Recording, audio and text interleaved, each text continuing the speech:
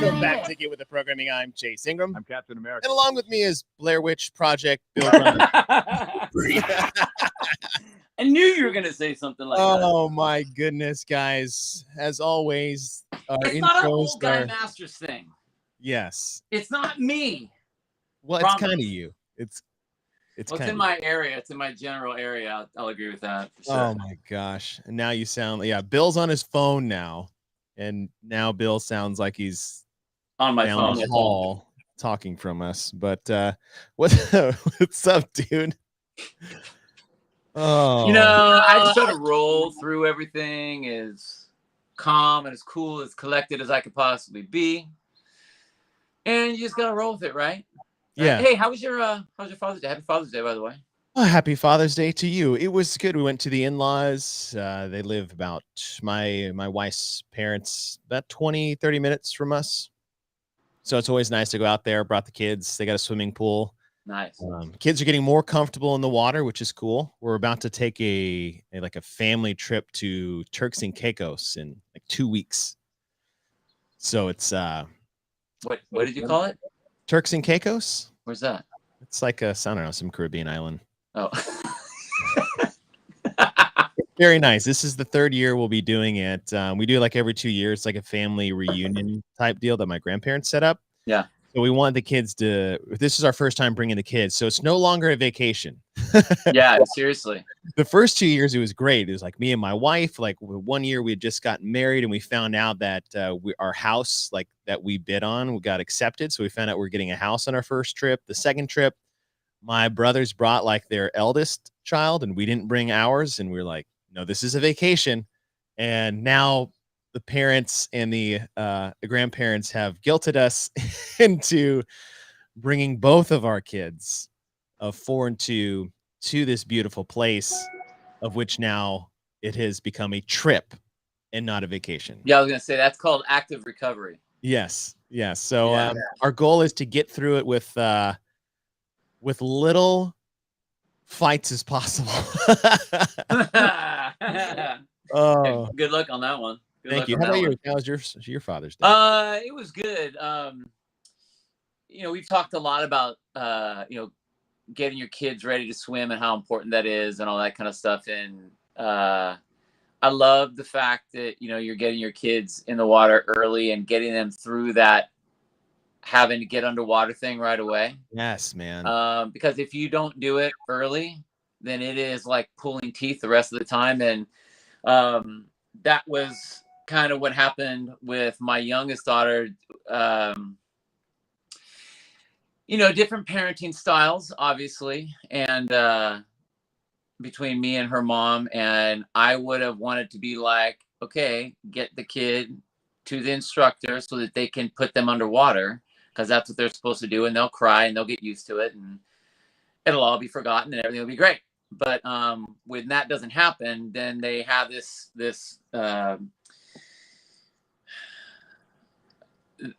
I don't want to say distrust of the water, but they just don't want to go under. It's uncomfortable. Yeah. So because it's uncomfortable, it's like, oh, we don't need to go underwater, so that's okay.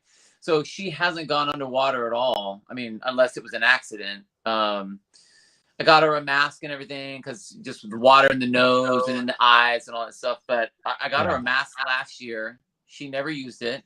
Her mom got her a mask like last week, and she went underwater for the first time and had fun at one of the local pools. And then she was all excited to want to show me how she can go underwater. Cool. And since then we have been in the water. So we were probably in the water at our pool for 6.5 hours total over Father's Day weekend. Wow. And it was amazing. And what's crazy is she's very comfortable going under, but now she has to learn the part that, like, it's not just going underwater. She wants to go down and get all the you know, the rings and the little torpedoes that drop to the bottom of the pool and all that kind of stuff. And it's one thing to go down. It's a whole other thing to remember that you have to come back up. And knowing that limit of, like, cool, I'm swimming. It's almost in my green. It's almost, I can almost reach it. I can almost, if I just wait a little longer, I can reach it. Now you reach it and you look up and you're like 6 feet below the water. Yeah. And so doing the whole, like, dad thing where you're right there, where as far as she knows, she's doing it all by herself, but I'm giving a little help off the bottom to make sure she gets up to the top quickly, kind of thing. But dude, it's been so fun. The second thing going to water, God, it is so fun. It is like exponential jump from sweet, we get the splash to, dude, we're playing Marco Polo. Yes. We're gonna have water gun fights. We're like torpedoing underwater to see how far we can glide. That's like, so cool. like all the cool stuff. So we had a blast. That's awesome. I hope we get there soon. I hope we get there soon. And I had Dave Castro stop by my gym. Oh, that's right. I mean, I'm saying. Right. Just saying.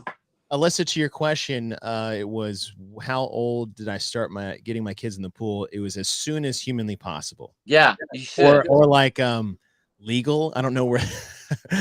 I don't know how soon, but as soon as I could get my kids in the water, I wanted to. And like Bill is saying, is like and I tell this to my son because he's a little hesitant because he was super into the water. Like we got him about, I want to say 12 or 13 months in.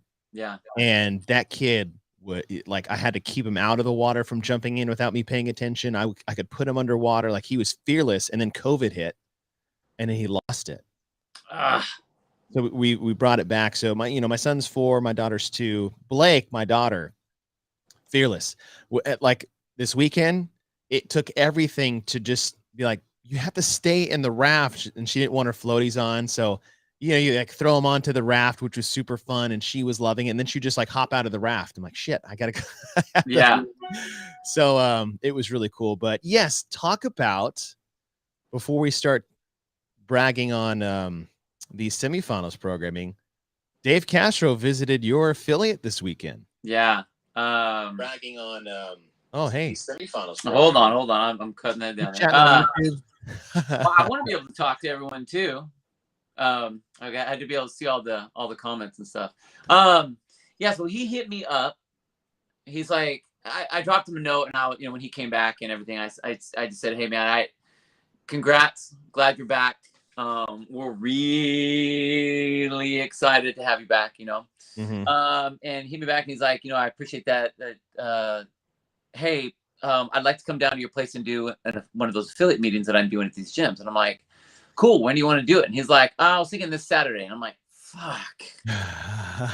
Father's Day fucking weekend. Cool. Okay. Cool. I go, tell me what you need, we'll make it happen. So he invited all the owners in the area, that anywhere from Paso Robles to Santa Barbara. So I mean, it's a good long distance for the Central Coast area up here. And we had probably, I don't know, 12-ish people show up, owners and stuff like that. And it was really cool because what he wanted to do, and what I really appreciated, was he's like, hey, I'm here to talk with you guys, but I'm here to listen to you guys. So I want you to tell me where we are. Where is HQ with you guys? How are you feeling about this? What do you like about that? What don't you like? What do you want us to do? What don't you want us to do? And it was like, there was no like agenda or itinerary. Right. It was just talk. And it was really cool. He was very forthright with where we are and what he wants to do, and what information he wants to bring back to HQ, and be like, hey, the higher ups need to hear this stuff, because a lot of them aren't affiliate owners. They've all worked in CrossFit, or they've done something with CrossFit or whatever, but they they aren't affiliate owners. And it's easy to talk in theoretics. Yeah. But it's different when you're on the floor. Yeah. It's easy to say. And like one of the biggest questions was, why the affiliate question is, why should I pay to keep the name? And so there was a lot of good discussion about, why should I pay to keep the name CrossFit? And like that's the most common question with most affiliate owners. 100%. And, the answers that HQ would give would be the answers that's coming from a non-affiliated person. So it's hard for them. They're kind of trying to answer that question in a vacuum. So I like the fact that they're coming to us, and it's like him saying, well, okay, why do you decide to keep it? There's a lot of gyms that don't. Even David said, he's like, Bill, you could drop CrossFit the name right now, and you'd be doing just as fine as you are. Like, why keep it? And I, we talked about why, and I mean, it's very unique being not unique. It's very interesting being a purist. It's been around since like the old days of CrossFit, and riding and rolling off of those old school phrases that we did. Constantly varied functional movements done at high intensity, moving large loads, long distances quickly, stronger people are hard to kill. I mean, all of those things. I go, there hasn't been any of those phrases that we can use since those. But that's what I live on. So no matter what CrossFit does, I feel that way, that methodology, that mindset. And no matter what, I don't care if people say that it's dangerous, it's deadly, it gives you rhabdo, it's racist, it's whatever. That name attached to Inferno brings us out of the group with the rest of the gyms that are out there. Period. So it was a good talk. It was cool. That was cool. Yeah. That's really cool. I'm hope that he wants to come to Dallas and I can do the same thing. That'd be really neat to be a part of, and to just to listen in on that. I listened in on the podcast he did with Savan. Yeah. I thought it was great. I thought it was awesome. I thought it was so great to just kind of hear him talk about how much it meant to him in a hurtful sense of getting fired the way he was, the games getting stripped away from him. And that was a different side of Dave we don't normally get to see, if ever, of something that was really bothering him and him to talk about it. Yeah. I thought that was very, I don't know if special is the right word, because that implies something positive. It's around a negative situation for himself, but I don't know, not a lot of people get to see that. A slight human element of Dave Castro, rather than he has such a persona outside of who he actually is. And nobody really knows who that person is. It's hard to see. So like when he was talking about, are you going to go to the game? Sevan was like, are you going to go to the games? And he's like, I don't know. Yeah. I mean, could you do it? If you were Dave Castro, could you show up to the CrossFit Games? No. Having it been taken away from you after everything that he put into it? No. I could. It would be like trying to go, like you're married and they cut you and then they want you to come to their wedding. It's like really like 6 months after the fact. You know what I mean? It's like, right. Yeah. No, hey, no, our 15-year relationship is over 6 months later, but you're invited to the wedding. Yeah. Like, what? Yeah. No, I don't think so. I'm good. Thanks. Yeah. I'm good. I can see that. Yeah. If you guys haven't listened to it, if you guys are watching this show live, I guarantee you have. It's, you guys have all been a big part of this online community here for podcasts, no matter which one you watch through. I really like Dave's week in review. Those have been really cool. The last one he did was really neat. He talked about his appearance on the podcast. He talked about you and going to your affiliate. But that was really special. Speaking of special, I don't know what I'm going to do with this yet, but I have something made up. for Dave. And if I feel like the people watching this show on YouTube. So if you guys join us live on YouTube, don't look at Bill's screen right now because it's it's all over the place. But you guys joining us live on YouTube, you're a very special group to us because you get to roll with us lifetime in person and comment. Therefore, we get to share special things with you. And I'm going to screen share a shirt that I made out of a request of unknown people who designed this shirt. And I'm going to throw it up here real quick. Y'all just let us know what you think about it.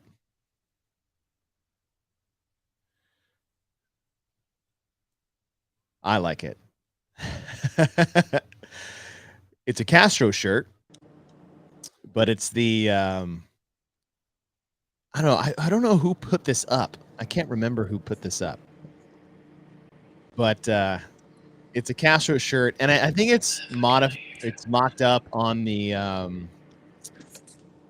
from the Machete movie. Who is that? Who is that actor? But it says Castro on the front, and it has him.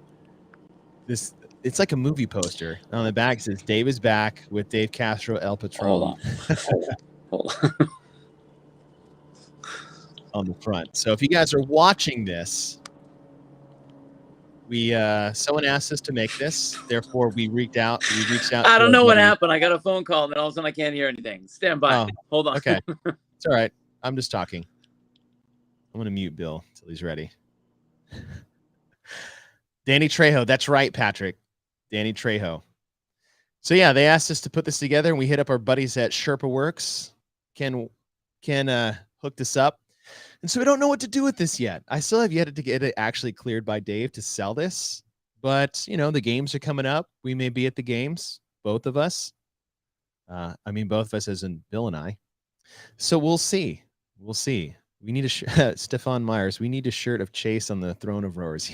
I think we need to clean up that design a little bit if we're going to have a Chase on the throne of rowers. The soapbox throne of rowers. But yeah, we put this little shirt together, and I don't know what to do with it yet. So we shall see as we wait for Bill to come back in. You all fixed or what? Jesus. Oh, welcome to the shit show, everyone. Who wrote the cryo? Who put that up there? CrossFit Book. Yes, the CrossFit Book put this out there. And may or may not reach out to us and our ability to create kick-ass things for a community. Speaking of, Bill, can you hear me, or are you still being a technical idiot over there? I'm going to take the silence as the yes. I'll turn Bill's camera off. Chase 120. Oh, thank you, Mark. Yes, I posted yesterday. I redid a time trial for 500-meter row. Bill, can you hear this? Can you hear this? Because we can hear you. You cell phone. Anyway, when Bill's ready, he'll let me know. Did a time trial and did a 120.7, which is a PR for me. And as I turned 40 in November, I'm pretty proud of that. I've been wanting to break 121 for a very, very, very long time. And that was really cool. It hurt really bad. Hinshaw would be proud. I would hope so. That'd be pretty cool if he thought that was good. But 500-meter suck. There's nothing worse than 1,000-meter though. I'm gonna say, I did a 1,000-meter time trial, legitimate, my first 6 months of CrossFit. Not even that. 6 months of CrossFit, and I went to 256.5, and I cried in the corner of my affiliate for probably 10 minutes afterwards. That's how bad it hurt. I had no idea.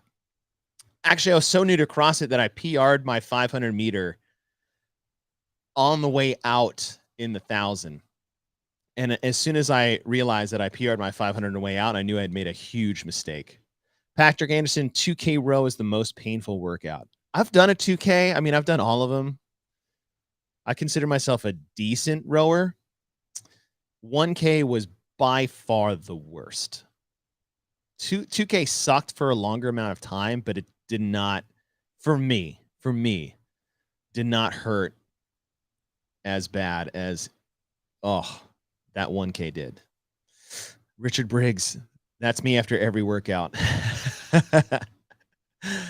Yeah, Alyssa, 2K sucks, but the pain of a 1K.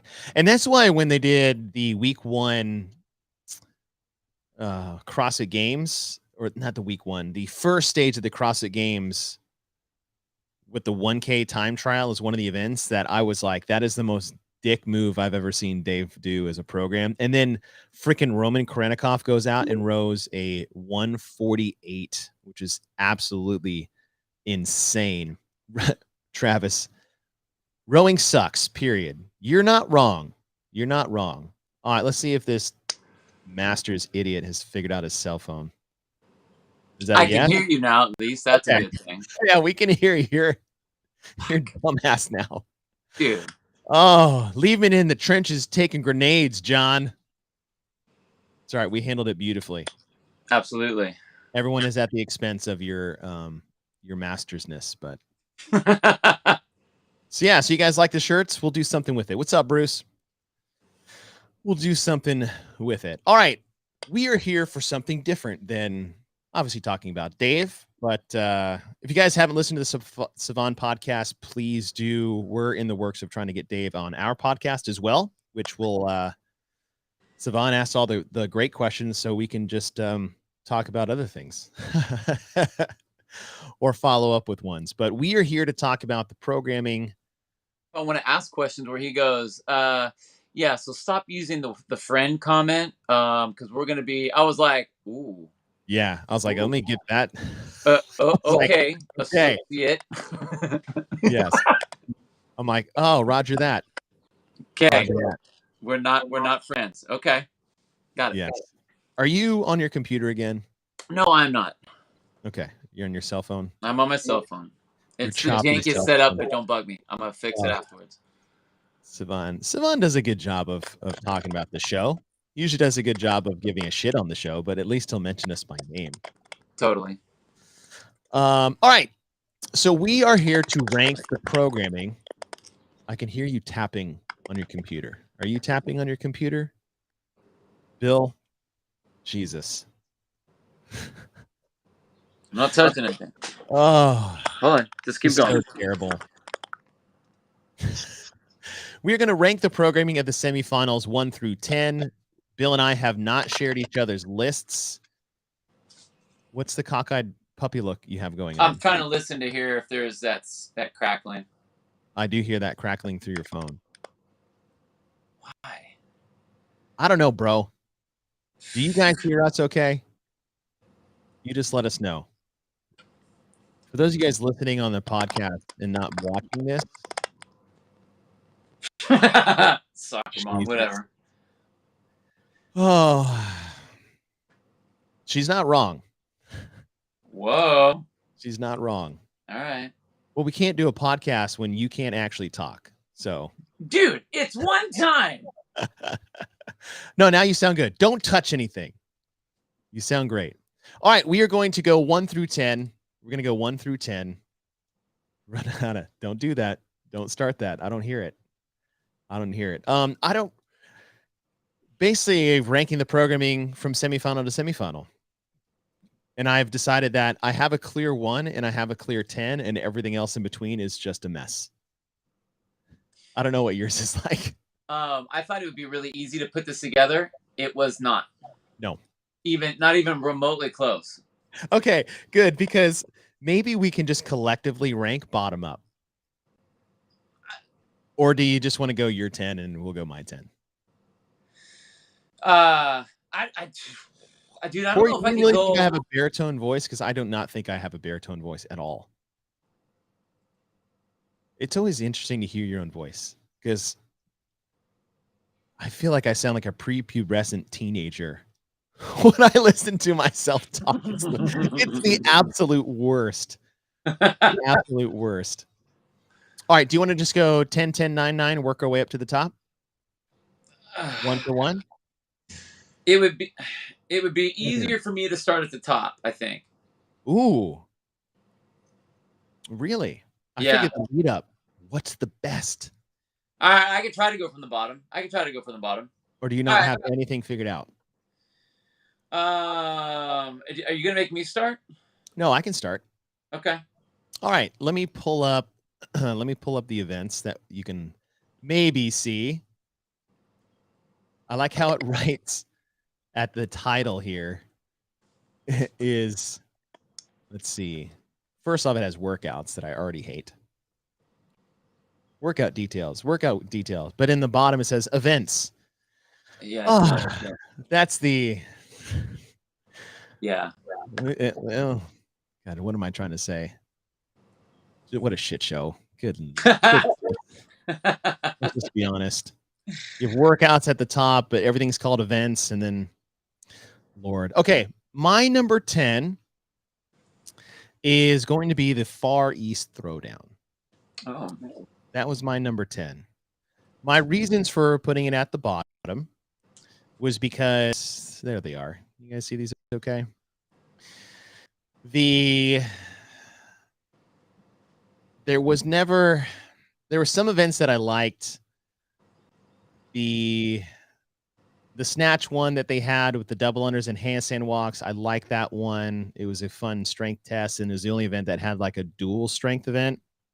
The chipper was poorly assembled. The final event was one of the worst ones of all semifinals, in my opinion. And the first one was okay, but we also said it's like all the pulling in the world. So I thought from top to bottom, that was probably the least. I don't know. Not my favorite. We'll just say that. My number 10, the Far East Throwdown. So what was your number 10? Well, okay. So I misunderstood what you were wanting to power rank. So I thought power ranking the entire semifinal. Well, I thought since we already gave the thumbs up or thumbs down or the Element 26 thumb tape grading, I thought you were like, okay, let's power rank the events. So I went through the events, like and ranked the events from 10, well, sort of 10 to 1. Not the competitions, but the events themselves.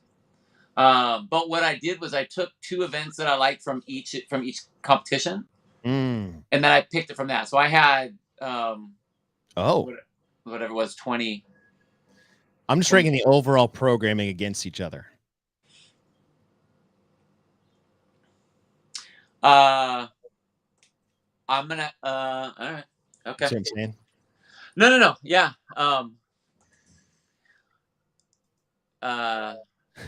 Yeah. This is our best podcast ever. By far. I'm ranking programming overall because you know what? Screw it. I think it'll be okay to do this. You give your rank of the overall events. I'm going to give my rankings of the individual events. Of the competitions, I'll do the events. Yeah. Okay. I feel like Bill worked really hard on this list too. It's just the wrong list. Yeah, because I just thought we already did it with the thumb tape, but that's fine. That's okay. That was my bad. We gave them their individual ones. We didn't rank them against each other. No. You're right. That's fine. Okay, so that's your 10. I'm going to give you my number 10 workout. Okay.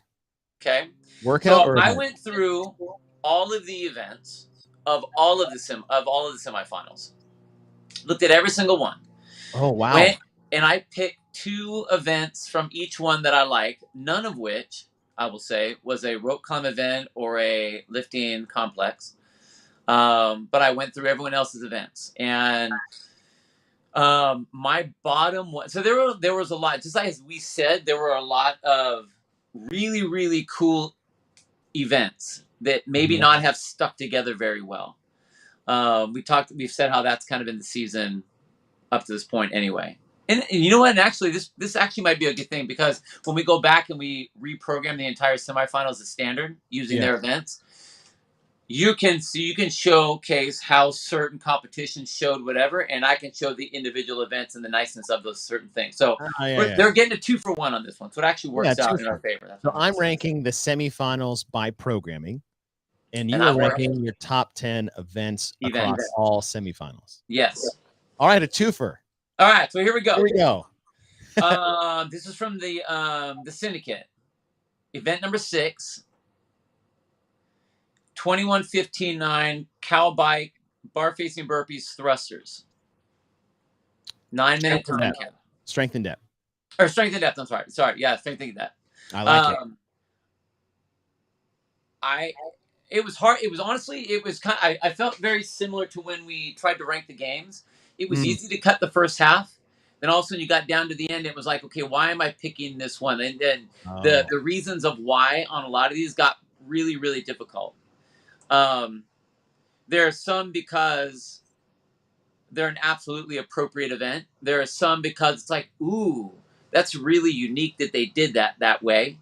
And then there are some that are like, that is a really meaningful event. And I think this is one of those. This is, what sort of capacity do you have? How bad do you want it to hurt? And do you really want to go there? I mean, this is your classic. You should do it, or you could do it, but should you do it? Like, how hard do you go? How bad do you want it? Yeah. There you go. That was good. You know, I'd be curious is how many of your events were finals? I can tell you, actually. I have do it at the end. Okay. Yeah. But just keep a little running tally, because there's a lot of some of mine favorite as I look at it. When I just was going through these, I was like, man, I love the finals here, and I love your long one there. Yeah. Totally. All right, my 9th semifinal was the fittest in Cape Town. Oh, dang. Okay. Yeah, fittest in Cape Town. Now, I like the swim. Some of the cool events that they had in there, the sevens. I thought that was a really, really cool event. When you looked at their chipper, you know, it was 100 wall ball, 75 cal row. Like, the numbers were weird there. We did, again, a lot of grippy stuff, a lot of pulling stuff. I feel like there's a lot of redundancy over and over. But even though I have the 7th, you know, they're 27, 18, 9, like their final event was just like more pulling and dumbbell squat snatches and at a lightweight. It was interesting. Yeah. But that sevens event, that was a great event. So their best event of the weekend, maybe I'll do that as I rank these. I would say is individual event number 3, the 7 rounds, muscle ups, bar facing burpees, and deadlifts. But Fitness in Cape Town comes in at number 9 for me. I really saw the sevens as like a games, well, at least on the muscle up part, a game style event. Yeah. The 7 bar facing burpees I thought was kind of weird in there. Yeah. I see like why they can be in there. Yeah. But all right, what is your favorite event? My number 9 is going to be the from the Torian, event 5. It's the strongman one. Oh, so the strict handstand push-ups, 21:15.9 with the 180-foot Husfeld bag, 180-foot kettlebell farmer carry, and then the 90-foot yoke. What I liked about that was, one, it was unique. I thought that was a really cool event to showcase into the games, because that's something that you would see in the games. When we've seen that, like the Strongman Sphere and some of the other events like that, you don't usually get to see really unique pieces of equipment at that level. You usually see the crazy stuff at the game. So I thought that was a good test. I mean, if you're going to be putting people in the games to do those kind of tests, why not test them in that sort of a field, which I thought was kind of interesting. So I really liked that one. I thought it was interesting. I liked the way it was set up. The strict deficit handstand push-ups, I mean, they were legit handstand push-up. There was legit depth. And I think if that event would have been in other semifinals, what that would have done to the field. Yeah. You know? I like that. I like that judgment of an event too, is how that test would have manifested across other semifinals with different demographics. The more we talk about this, the more I really hope we go back to the old regional format in both demographic of like separating athletes and standardized programming. I will never stray from that. I think it's cool that you have these other little flavors, but like to the core, I think that if you are trying to send this, if you understand what you are testing for to get the right people there, you can't have all of these. I'm testing A, B, and C over here on these athletes to qualify, and I'm testing X, Y, and Z with these athletes over here to qualify. And then you have X, Y, and Z and A, B, and C competing, but maybe they shouldn't even be there to begin with. They just happen to be good at a certain setup. So I think that's hard. Yeah. But which would be another topic of conversation. We'll bring that back. All right. 10, 9, 8. Number 8 for me is going to be the Syndicate Crown. Mm-hmm. Now, this was one of those where I liked all the events because it's like, hey, this one's long, this one's got machines, this one doesn't have barbells, like things like that. However, aside from the events being cool by themselves, there was a lot of machine work and triplets of all the same style events of when you want a diverse breadth of programming, there was a lot of the same things, even though we're not saying they're the same exact events, if that makes sense. Yeah. Yes, Souza, bring back regionals. What's up, bro? great podcast with Lauren Khalil. She's awesome. She's awesome. If you guys didn't see that earlier, Sivan went live with Lauren Khalil with Morning Chalk Up. Cool chick. Super cool chick. And the naming of the thing, like King Kong 2.0, that was annoying. Jackie Style, like, okay, there's a lot of repeats within the repeats. But again, it was one of those, like, I like all the events individually as a collection. I have that as my number 8. Okay. My number 8 is going to be, this will be a final event from the MAC. So the turbo tunnel, the 18 ring muscle ups, 15 front squats, 205, 145, 12 bar muscle ups, 9 shoulder to overhead, 165, 115, and the 45-foot overhead lunge. Relatively fast, has that overhead lunge. Anytime you have that, that's going to be a nice dramatic finish. I like the number set up for it. I thought the weights were appropriate to push you into, all right, I really need to hold on to this bar as long as I want to. I don't have to come back to it. I just got to go through it one time. So make them, like, you have to basically empty the tank in each one of those pieces to race it. I like the fact that there's, the ring muscle up and then the bar muscle up. I thought that was a really cool jump, and it equals up to that 30 muscle up has always kind of been that gold standard. So I like that setup with that. Front squats kind of tie your legs out, and then that shoulder stability with the 165 after all of the pressing out on the ring muscle ups and the bar muscle. So I thought it was a really, really fun one. I thought, if you would have made it rounds of, or if you would have cut it in half and had them go a couple different times, or even made like the lunge a little bit longer, I don't think that the pressure to move as fast and ride the red line as hard would have been present. So I like the fact that it forces you, and I think we said this on a couple other of the finals, it forces you to go all in on the event. And we saw that needed to happen at the MAC for some athletes. So I thought that was a good one. That was a great finish for the final. Yeah, I like that. Let's see. So what am I on, number 7? Yeah.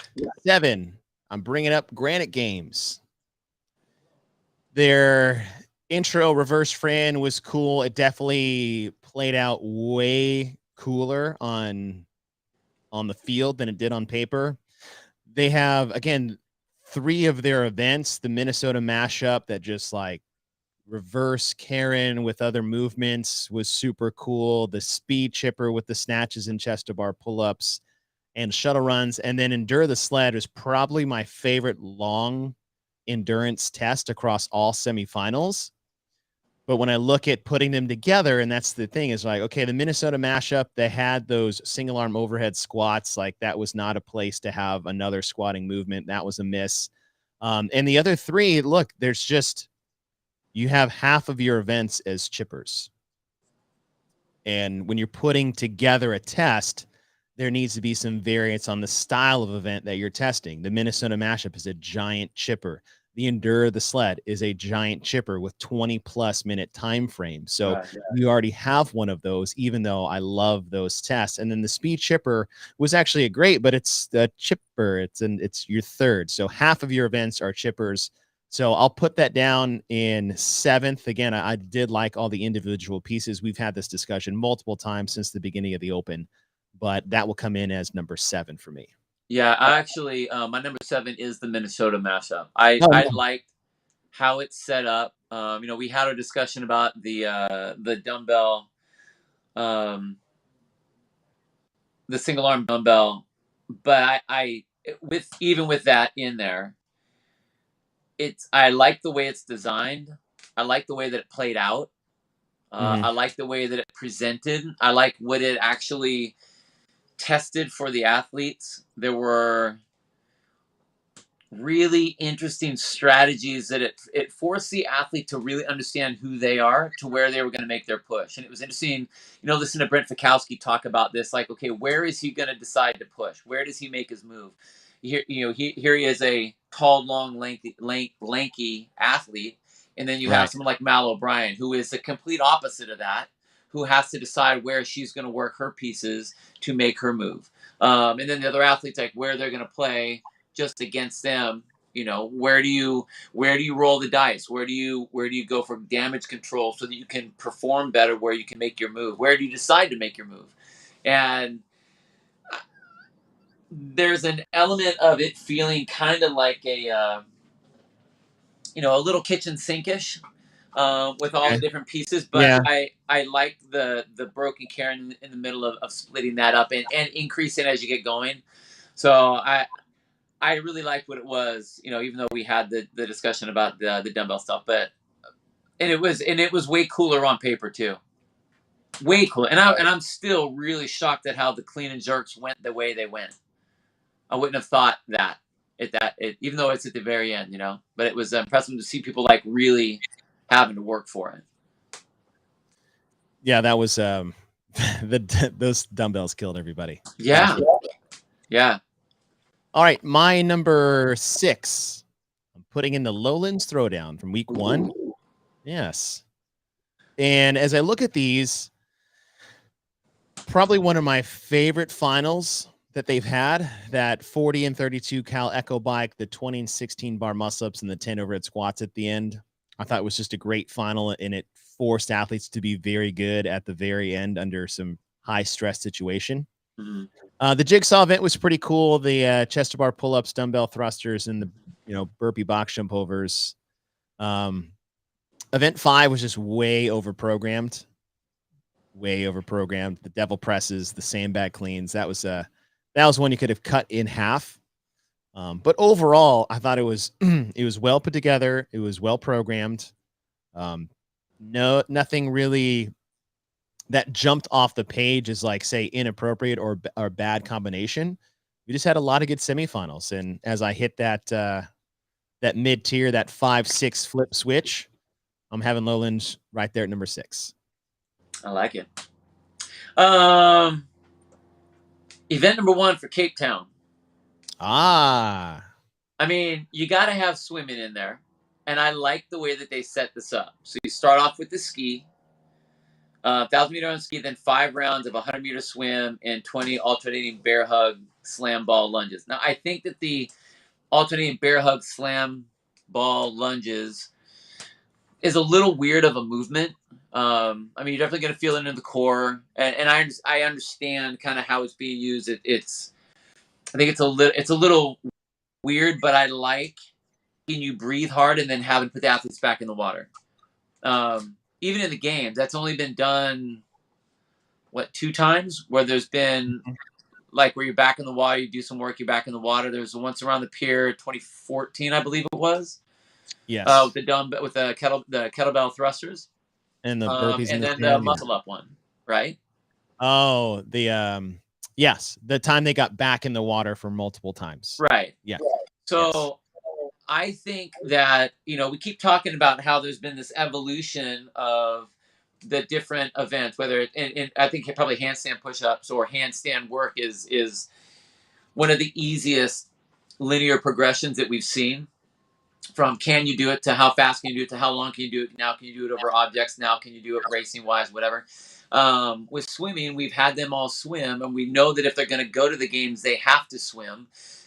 I like the idea of making the barrier to entry a little bit more dramatic to get the athletes to the game, so that when you have the fittest athletes in the world getting to whatever the swim piece is, it doesn't look like it's a junior high swim lesson class and you have a couple kids that have played Marco Polo since they're 5 and the other kids are just learning, they just took their nose plugs off last week.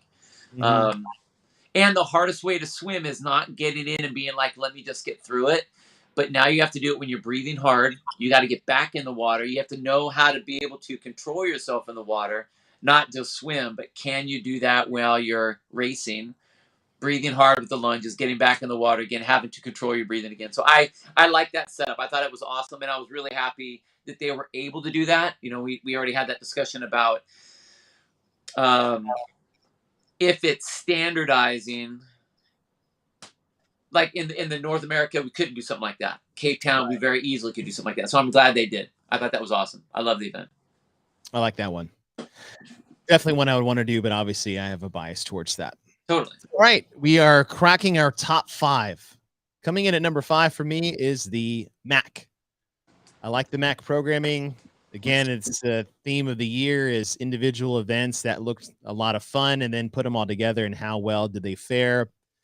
The midline sadness that they had with the GHC sit-ups, handstand walks, and overhead squats with ascending weights probably was their best one of the weekend. I think it just tested a lot of different things in different ways, which was pretty cool to watch. The handstand walks got longer. The overhead squats got heavier. You had to control your midline and do 2 movements that required a lot of attention to detail and athletic proficiency. The final was super cool, watching those lunges from the beginning through the middle, and then obviously the races we got, the overhead lunges at the end.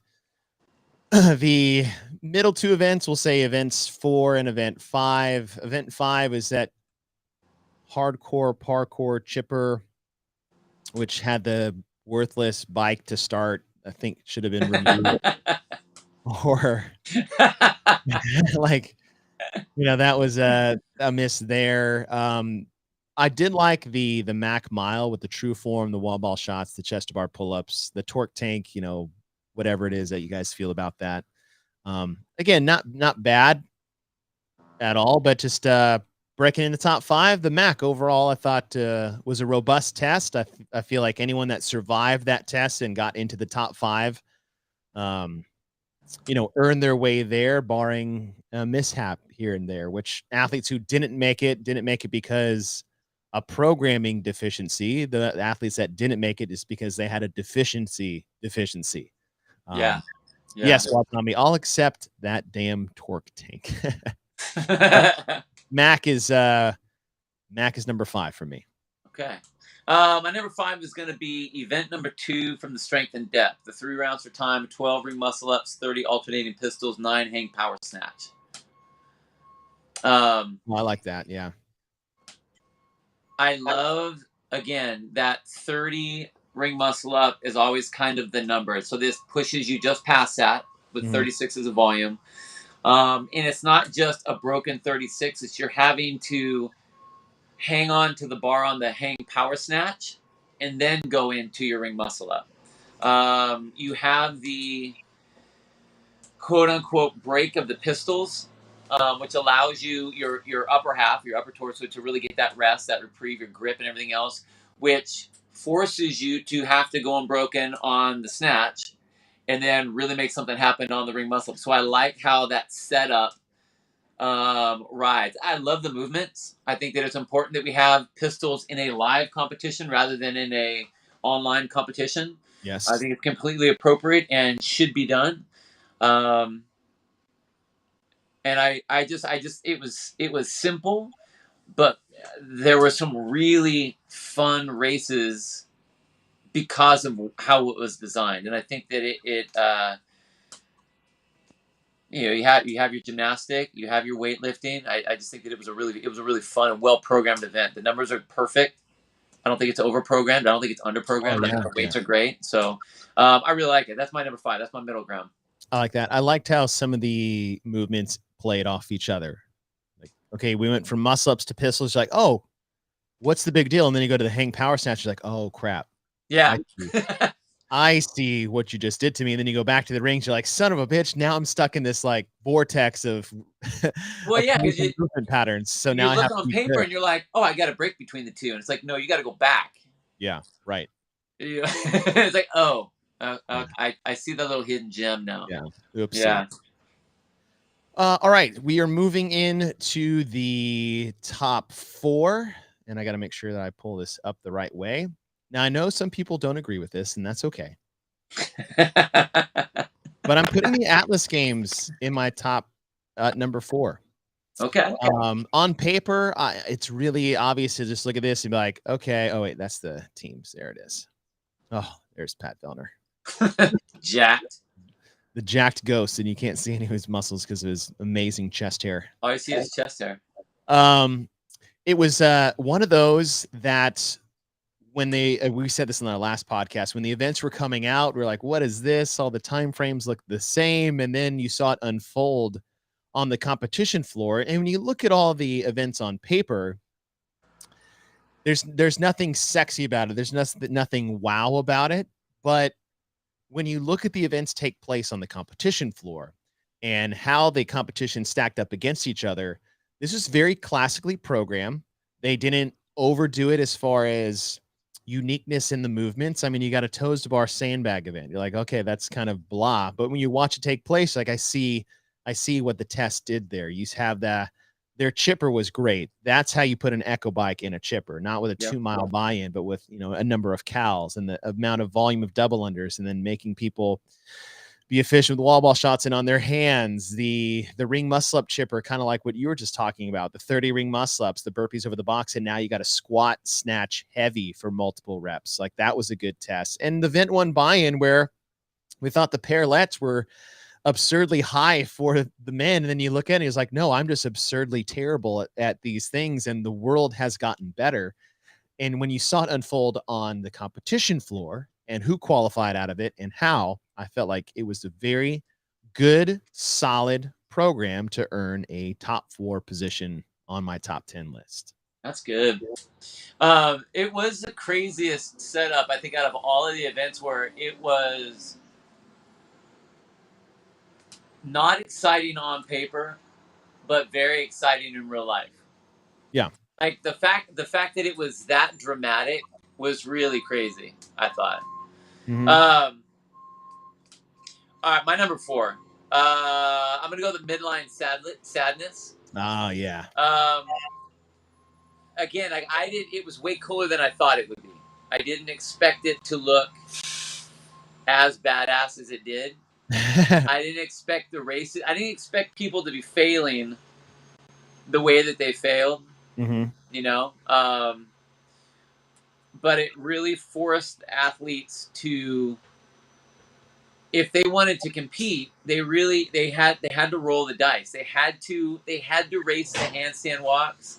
They had to push the GHDs. They really had to be smart on the overhead squats to not miss reps. There were so many no reps, and I'm glad that there were.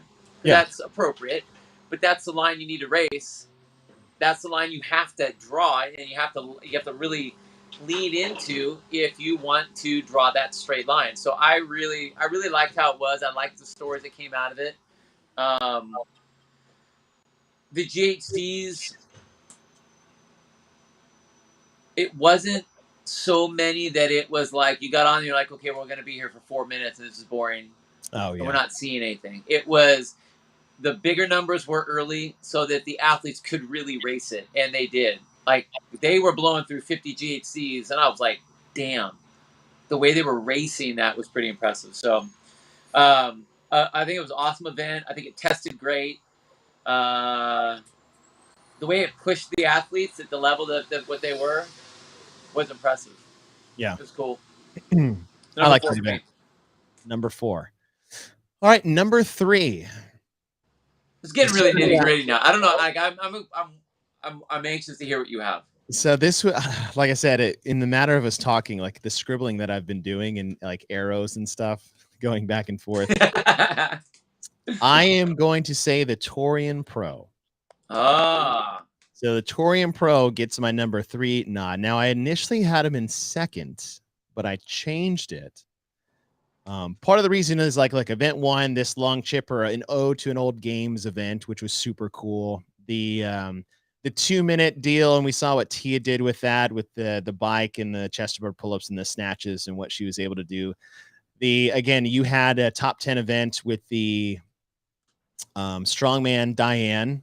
I thought it was a very clever mashup of movements. And their final was super cool. 1,000-meter row, 100 double unders, and 10 deadlifts, heavy, basically, 185 kilos. So it's like about right over 400 pounds or at. The only reason I don't give him a top 2 nod that I originally had is when you look at 4, 5, and 6, they're all very, very short time domains. Yeah. They had a lot of short, explosive time domains. Obviously, it wasn't fair to have Tia in there and making those time domains even shorter. I don't hold that against them. But I like the programming overall. I thought it was a cool weekend, some unique programming like we saw. I like seeing an interval one where you have athletes march down the field. The final was cool. They made 1,000-meter row and 100 double unders actually matter in a buy-in, a lot like Jackie, where if everybody's good at the pull-ups and thrusters, now you have to be fast on the row. So I thought that was a cool little test.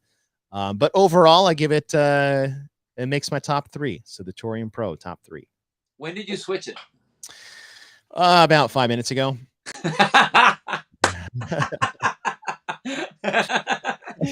was it? Well, we'll find out which one. When you get to your number 2, I hope we find out like why, like what was the catalyst that made the switch, like what knocked it to the other side. Yeah, we'll find out. We'll find out when we get to that one. Yeah. All right, my number 3.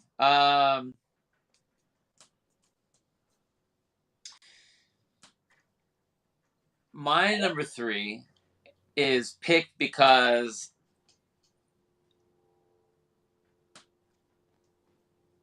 you hear about this workout all the time, and it has never been tested the way it was tested here. And I thought it was,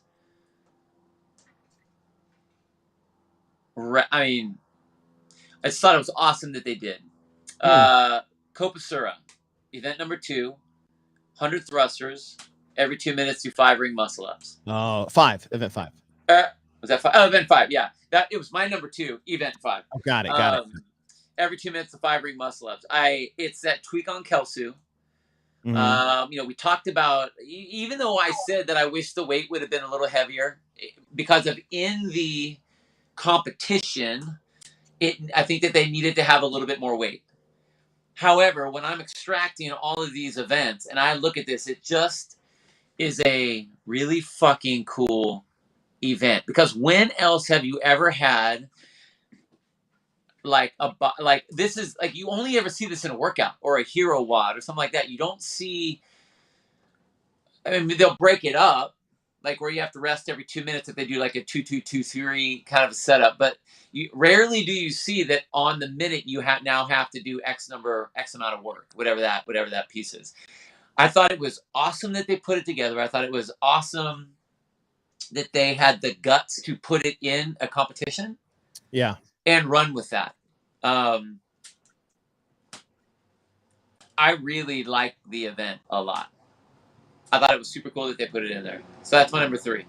Number 3. That was a good event. I really did. Yeah. All right, let the controversy begin. Oh man, here we go. My number 2. I'm actually putting strength and depth as my number 2. The reason is it's a lot of the same lines as the Atlas games, where it doesn't have to be sexy to be effective, as long as the test accomplishes the purpose of the test, and it's to find the fittest 5. Event 1, which was a triple threes like that, is like, okay, if we have 2 repeats already, are we repeating a third? Whether or not we like the creativity has no bearing on the effectiveness of the program. So that was a long endurance test. The kettlebell deadlift, handstand walk, box jump over, toes to bar chipper is a great chipper. It has a lot of different things testing, a lot of compounding effects. The deadlifts into the handstand walk, your grip smoked on both of those. You start doing your box jumps, that makes toes to bar harder, which makes everything else behind it much more difficult. Time frame, again, that 15-minute time frame. And event 6, a great finale test. The only thing I wish they did was give them oh yeah, I'll do a little recap before we get to the very end. A great finale, 21, 15, 9, Echo Bike cows, bar facing burpees, and thrusters, regardless of how they had the burpee standard there. If we just look at the events themselves, the only thing I wish they did was extend the time cap a bit more, so that everybody got to just get their teeth kicked in. By that. But when you look at the test across, there's good balance here. They went long. Like you said, the ring muscle up 1 in event 2. The 12, I like that number. It's just outside 10, which is what people are comfortable with. So that's a unique factor. The sneakiness of the pistols and comboing that with the muscle ups to make the hang power snatch is really the big deciding factor if your fitness was in check. Right? Yeah. The ones that did bad had shitty muscle ups. But if you want to see where the race was won, it came down to being efficient on the muscle up so it doesn't overpower like your upper body pulling strength for the snatches and vice versa, and then the pistols in between just screwing up everything. So overall, I think it's just a solidly programmed event, top to bottom. So what was the kicker? The time frames on Torium Pro at the end. Basically 3 events that were all within like 2 minutes of each other, back to back. That was really it. I'm just looking at the overall balance of every modality in there. I like the events probably more in Torium Pro overall, but the way it's assembled and the time modalities and the way it was all balanced, I gave the nod to strength and depth. Okay. And that's legit too. I think that could I have done 2, 3 and had been totally fine with this and slept at night? Yes. Yeah, totally. Had a feeling. Yeah. I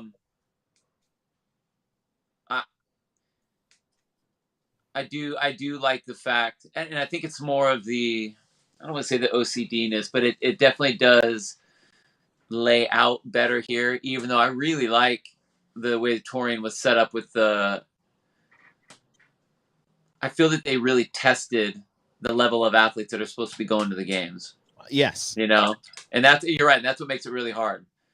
So that's a good choice. That really honestly could go either way.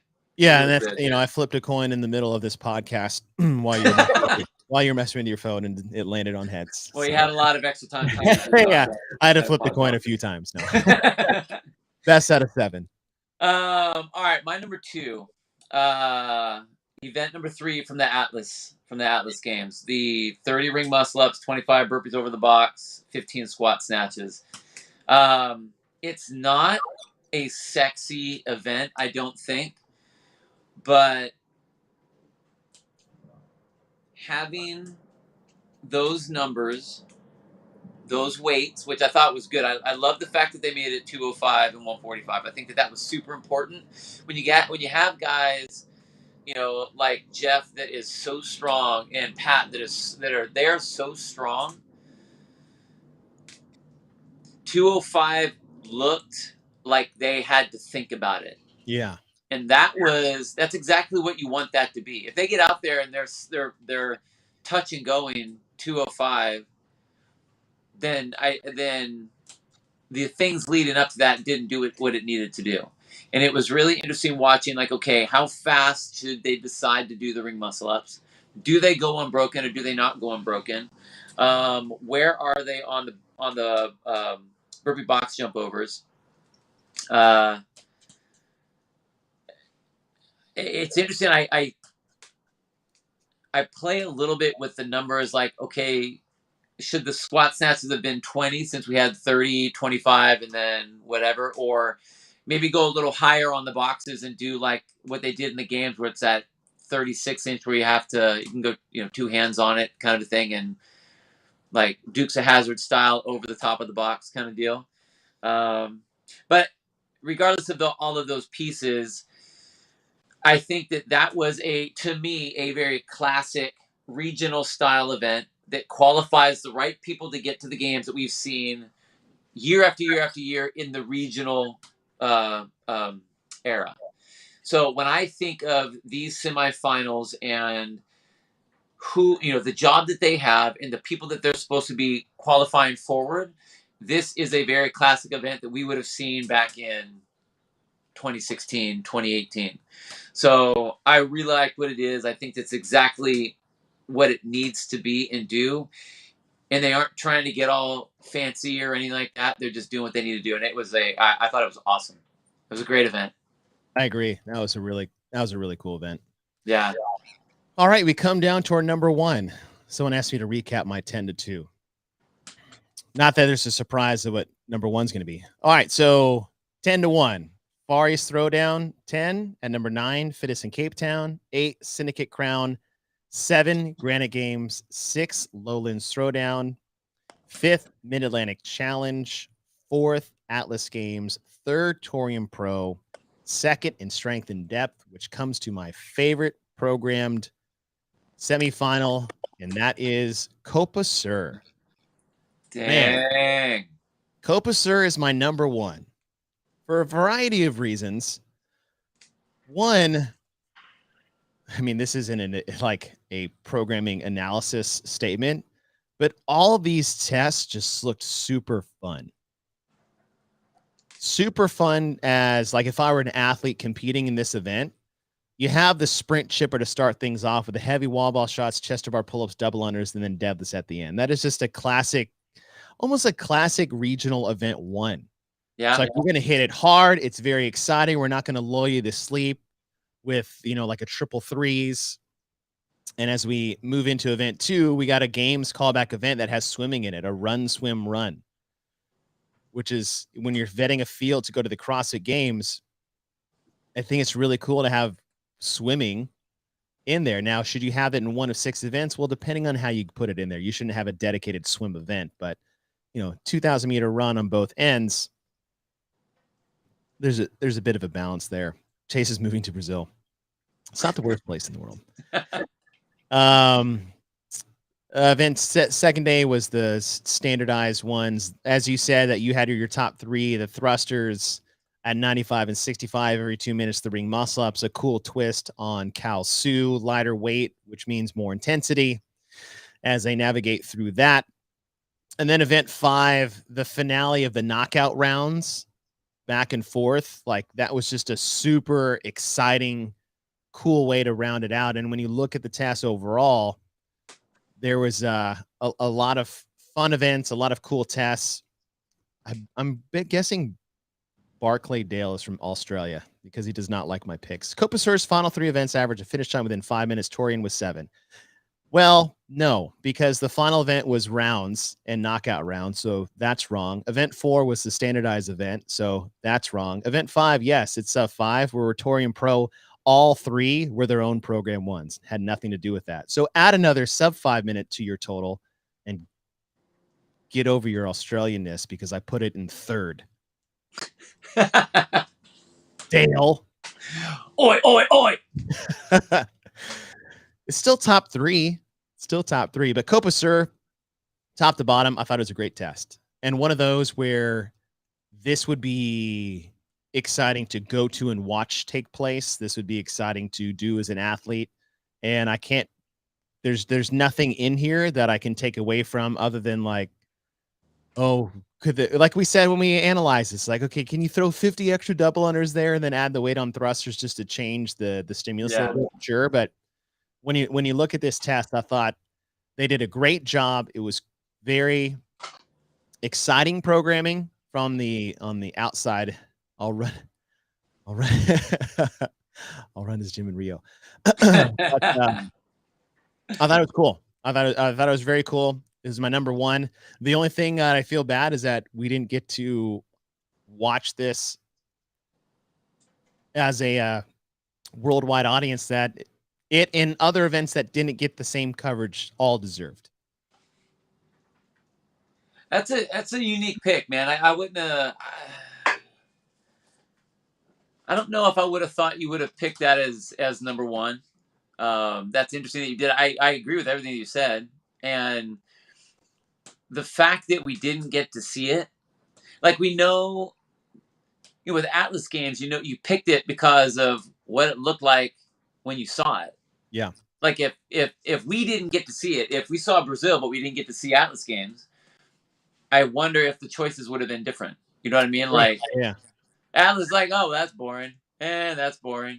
That's boring. But you watch it, it was a lot of good stuff. So you're right. I would have loved to have seen the Kelsu version, some video of that. I didn't even see any video of it. I mean, I guess we're really wasn't a few times, and it was just, it was tough.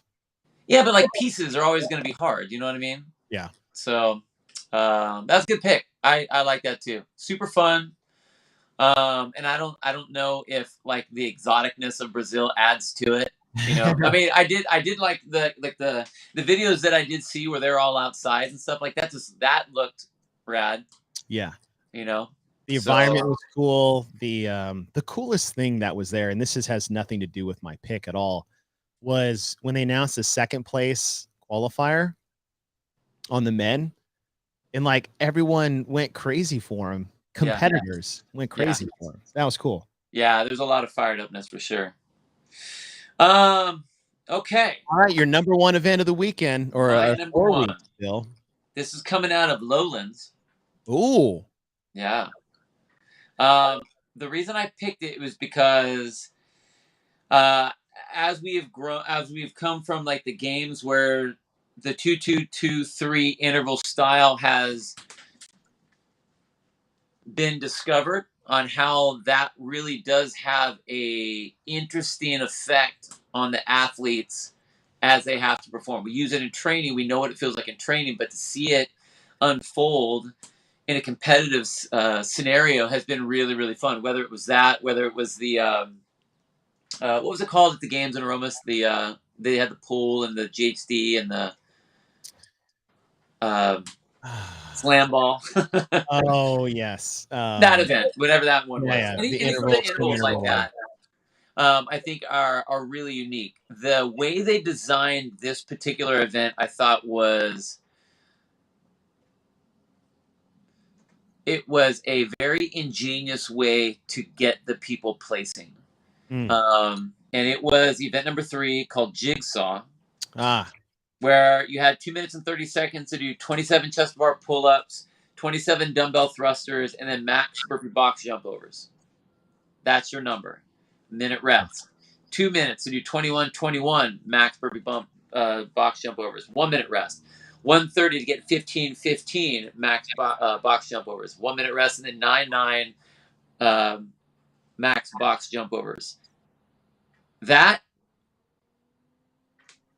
is one of the most like fun, destructive, blood tasting in your throat events that I think that we've seen here, next to the cow bike power snatch that we saw in the games a couple years ago. Same kind of deal. Oh yeah. Like how bad do you want to go? Like, yeah, you get the rest, and it's almost worse that you get rest because these athletes are in shape, so they're going to recover, which means they just got to go fucking faster now.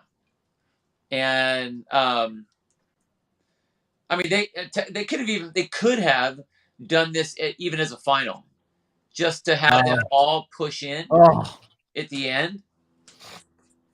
But I love the event, man. Like when I was going through it, that was the first one that popped out at me. First one. I loved everything about it. Super cool. I'm surprised that's your number one. Really? Not in a negative way, yeah. What do you think I would have picked? What did you think I would have picked? When you said Lowlands, I thought you were going to say their final. Yeah. Well, it was on my list, but Yeah. it wasn't. It wasn't. What would I have thought you were? The Kalsu one you had in your top 3. Yeah. I thought that would be that's a top 3 one that I thought. The overhead squat one from Mac. Is it Mac? Yeah. That was on my list too. It was. I mean, I know that was in your top 10. See, that's what was so hard. That's why when I was going this way and you said, it was hard. Is this? I'm like, no, dude, it was hard. It's because I was looking at all of these things. Figure out and it ends up getting very. There's a subjectiveness to it, especially the way I was doing it this way, because it wasn't looking at like how they all connected. Yeah. The way you look at the individual competitions and how they all fit together, the way I looked at individual pieces, and then we're going to go back and reprogram something heavy. I was thinking there should be something heavy, but that's okay. It's all right. But it'll be interesting now that everyone has heard our individuals and why we like this event and how it was set up this way and that way and how you saw the pieces be put together.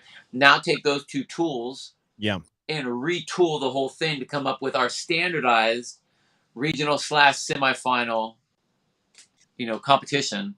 Yeah, it was pretty cool.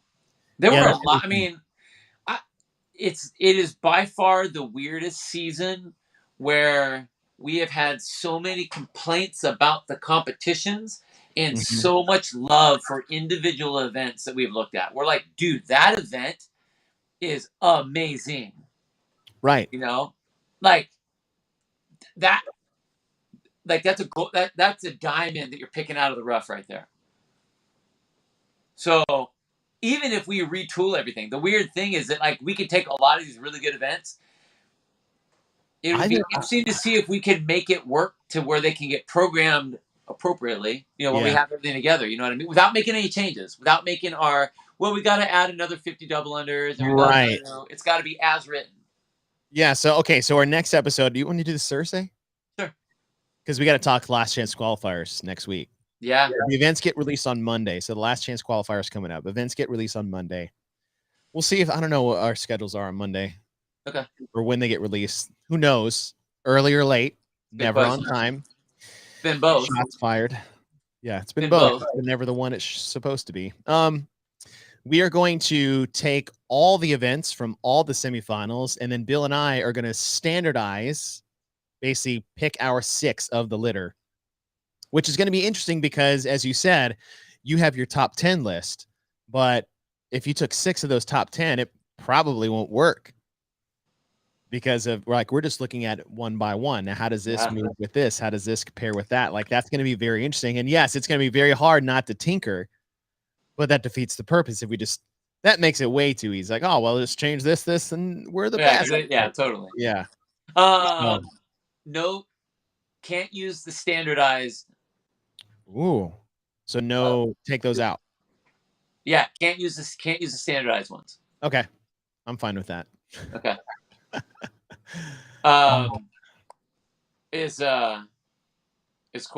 Dude, I'm gonna see if I can figure it. I'm gonna see if I can figure out the URL. Oh my God. I can't turn my computer on. I know to hack the system. I can't turn his computer on for a podcast, but he can hack the CrossFit Games website and leak the last chance qualifier. That's when you know your security is really low. Yeah, I'm sure everybody's out there. Yes, everyone's homework by Thursday is to try to find out what the last chance qualifier events are going to be. We'll be back here on Thursday, which we'll have our standardized events across all semifinals. Bill will pick his 6. I'll pick my 6, and then we'll sit back and show you why all the semifinals should be standardized for a various amount of reasons, and we'll go from there. But yeah, that's our top 10. Thank you guys for rolling with us. I know it was a shaky start, but we got the job done, and just shows how cool you guys are to just suffer through technical difficulties and listening to me blab about pretty much nothing. And before we leave, If you guys join the party late, we'll throw this t-shirt design up one more time. Who knows? Who knows what we'll do with this? But there it is. It's made. It's designed. And it's so cool. It is cool. So cool. Let's see if I can blow this up. This Castro thing. The distressed letters. That's cool. Yeah. That is neat. We'll see. We'll see if Dave approves of that. It's all good until you start using people's names. Thanks, Wad Zombie. Thanks, Wad Zombie. Wad Zombie. Yeah, we'll make this a thing. All right, gang. Thanks for rolling with us. We appreciate your patience and your interaction. As always, on Thursday, we'll be live again. Maybe bring your 6 events you guys would like to collectively put together as we go through ours. But until then, have a great rest of your week. See you Thursday. Bye, guys.